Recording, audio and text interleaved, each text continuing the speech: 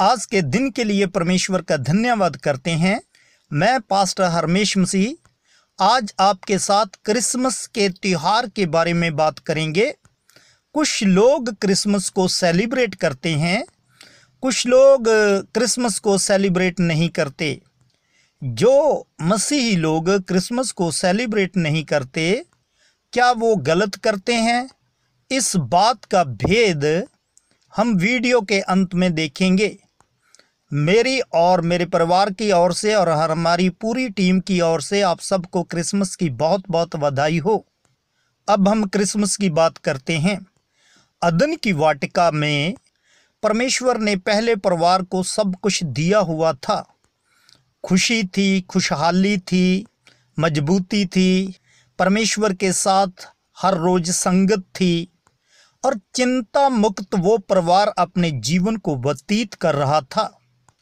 यूहन्ना 10:10 में शैतान को चोर कहा गया।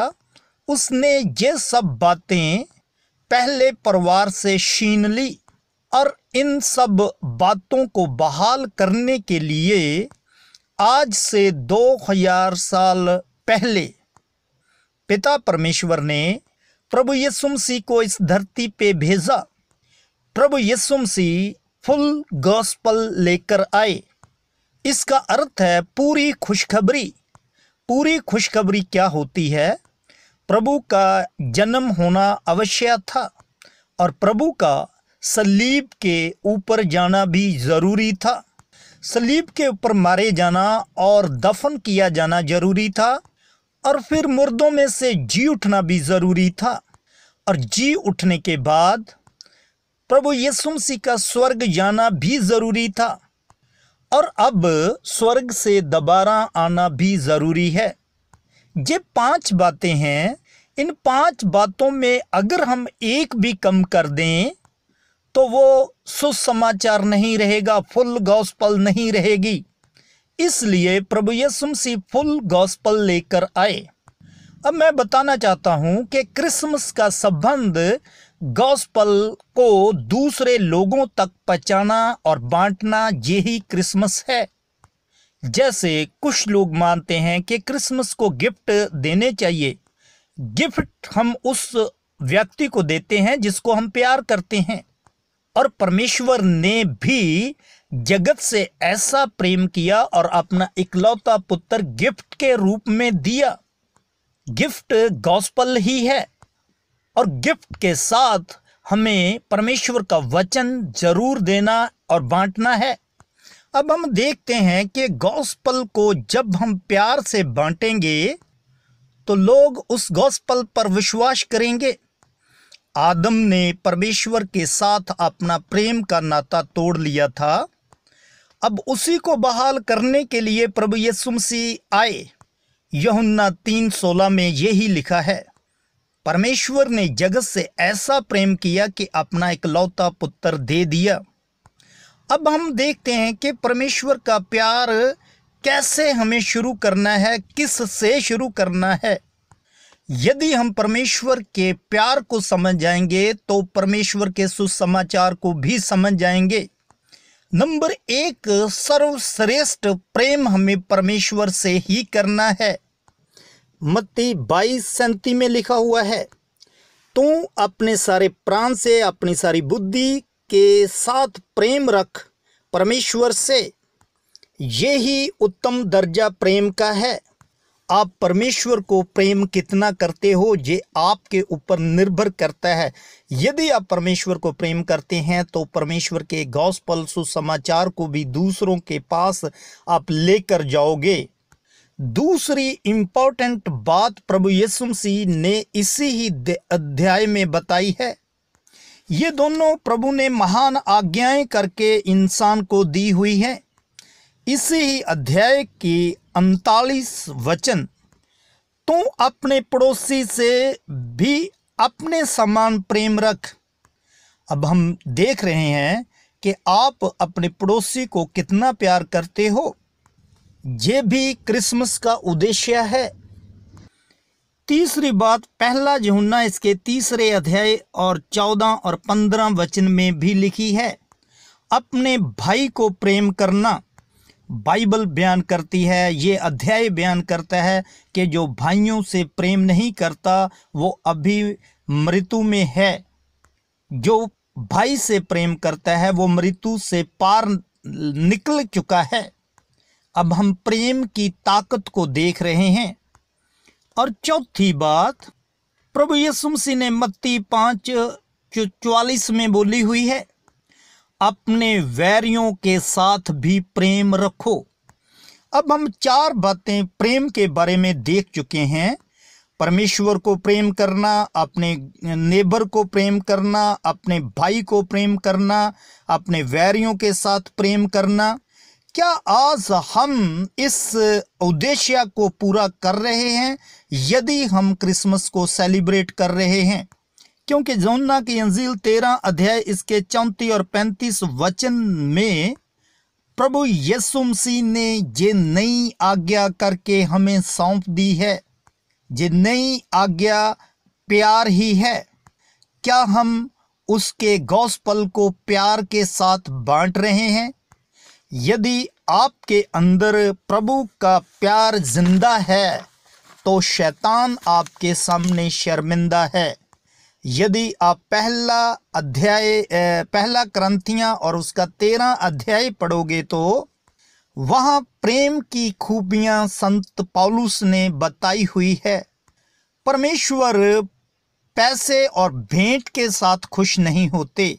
यदि हम प्यार से परमेश्वर की सेवा करते हैं तो परमेश्वर खुश होते हैं, क्योंकि वचन बयान करता है लूका 21 अध्याय में प्रभु यीशु मसीह ने विधवा के एक दंबड़ी को भी कबूल की। 2 दंबड़ी कोई खास अमाउंट नहीं होती। और अगर आप प्रेरितों के काम में पढ़ेंगे हन्निया और सफीरा के बारे में, जिन्होंने अपनी जायदाद बेचकर पतरस के सामने लेकर हाजिर हुए और पतरस ने कहा कि ये भेंट कबूल नहीं होगी, और वो अमाउंट 2 दंबड़ियों से ज़्यादा है, उसमें क्या कमी है? विधवा ने प्रेम के साथ दिया और अपनी सारी पूंजी को दिया, और ये बातें हन्निया और सफीरा में नहीं थी। इसलिए परमेश्वर प्रेम चाहते हैं, वो भी उत्तम दर्जे का प्रेम। दूसरी बात, अदन की वाटिका में आदम का परमेश्वर के साथ मल्लाप टूट गया था। प्रभु यीशु मसीह हर एक इंसान के लिए मल्लाप का रास्ता बनकर आए, और प्रभु यीशु मसीह ने हम सब का मिलाप परमेश्वर के साथ कराया। ये भी उत्तम बात है।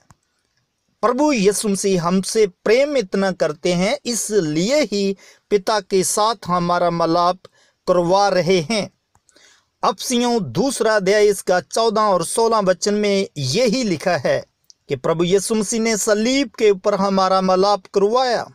यदि आज हम देखें कि बहुत से मसीही लोग परमेश्वर के साथ मिलाप को तो बता रहे हैं कि हमारा मिलाप परमेश्वर के साथ है, मगर आपस में मिलजुल कर नहीं रहते। इसका क्या कारण है? इसका कारण यही है, बहुत से लोग पवित्र आत्मा की गवाही के साथ नहीं चल रहे।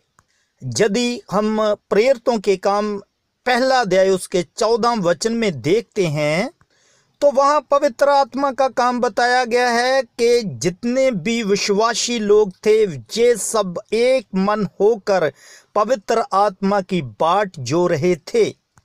अभी प्रेरितों के काम उसके 4 अध्याय के 32 वचन में भी हम देख सकते हैं कि पवित्र आत्मा का काम प्रगट हो रहा है।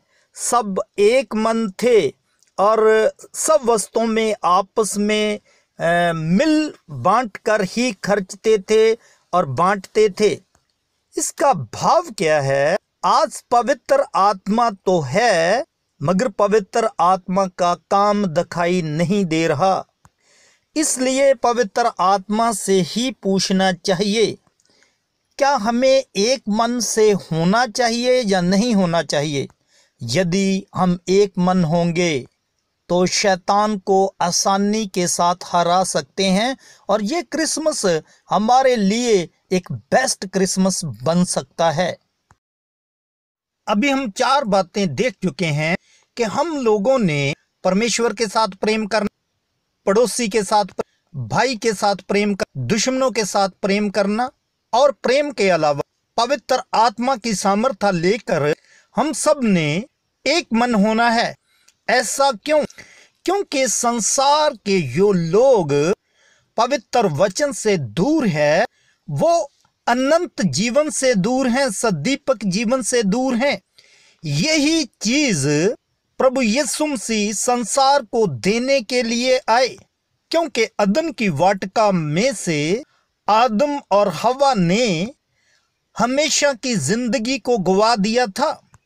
यूहन्ना 10:10 के दूसरे भाग में लिखा है, प्रभु यीशु मसीह ने कहा है, मैं इसलिए आया कि वो जीवन पाए और बहुतायत का जीवन पाए।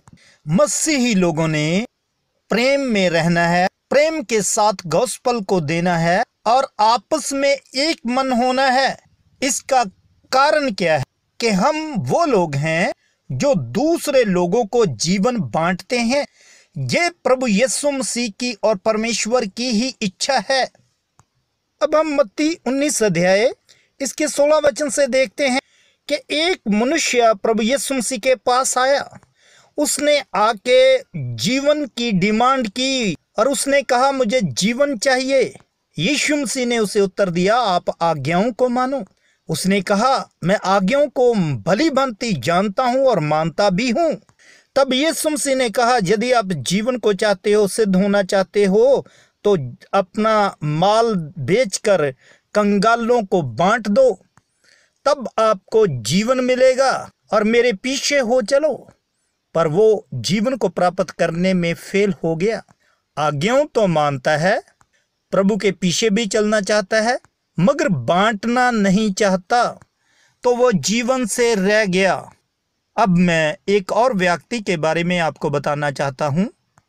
लूका 19 अध्याय में जक्कई नाम का व्यक्ति है। उसकी भेंट भी प्रभु यीशु मसीह के साथ होती है। तो यीशु मसीह ने उसे कहा, मैं आपके घर रहना चाहता हूं। जब वो प्रभु यीशु मसीह को अपने घर ले गया तो लोग देखकर हैरान हो गए, ये तो पापी है। मगर यीशु मसीह ने उससे कहा, आज आपके घर में छुटकारा उधार आ गया है। भाव आप सदीपक जीवन प्राप्त कर चुके हो। इस बात को समझो, उसने इससे पहले क्या कहा था। 19:8 वचन में जक्कई ने खड़े होकर प्रभु से कहा, हे प्रभु, देख मैं अपनी आधी संपत्ति कंगालों को देता हूं, और यदि किसी का कुछ भी अन्याय करके ले लिया तो मैं चौगुना फेर देता हूं। अब इस बात को आप समझ ही चुके होंगे कि लोगों को अनंत जीवन, सदीपक जीवन की जरूरत है। तो मसीही लोग सदीपक जीवन को बांटने वाले हैं। इसलिए ही क्रिसमस का त्योहार आता है, ताकि हम दूसरे लोगों को अनंत जीवन के बारे में बता सकें और इस जीवन को बांट सकें। अब इन बातों को संत पौलुस ने स्पष्टीकरण दे दिया है। पहला कुरिन्थियों 14 अध्याय उसका 1 वचन में लिखा हुआ कि प्रेम उत्तम है और प्रेम का अनुसरण करें। और फिलिपियां 2 अध्याय 1, 2, 3, 4 में एक मन होने के लिए संत पौलुस ने बोला है। फिर गलातियां 2:10 में संत पौलुस ने कहा कि गरीब लोगों को अवश्य याद रखना चाहिए। इन सब बातों के अलावा प्रेरितों के काम 20 अध्याय के 35 वचन में प्रभु यीशु मसीह ने भी कहा है, लेने से देना उत्तम है। इन सब वचनों का हम यही निचोड़ निकाल सकते हैं कि प्रभु यीशु मसीह ने मसीही लोगों को इस संसार में जीवन बांटने के लिए रखा हुआ है। हम जीवन के व्यापार करने वाले हैं और हम लोगों को इसी बात के लिए प्रार्थना करते रहना चाहिए। आइए इस क्रिसमस को हम बेस्ट क्रिसमस बना लें, वो भी परमेश्वर का वचन दूसरे लोगों के साथ बांटकर। और शुरू में मैंने एक बात बोली थी, कुछ मसीही लोग क्रिसमस को नहीं मनाते। उसका रीज़न यही है कि कुछ मसीही लोगों ने जीवन की बातें करने के अलावा क्रिसमस को सांता क्लॉस के साथ मिला दिया। अकेला टॉफी बांटना या दूसरी बातें बांटना, ये काम सांता क्लॉस को दे दिया। वो लोगों का ध्यान आकर्षित करता है। हमने ध्यान को आकर्षित नहीं करना, इसलिए ही कुछ अच्छे मसीही लोग क्रिसमस से थोड़ा दूर रहते हैं। आइए हम सब लोग सांता क्लॉस की ओर आकर्षित ना हों, जीवन बांटने के लिए आकर्षित हों, तो परमेश्वर आपको बहुत ताकत से इस्तेमाल करेगा और आपको भी जीवन का मुकुट देगा। आमीन।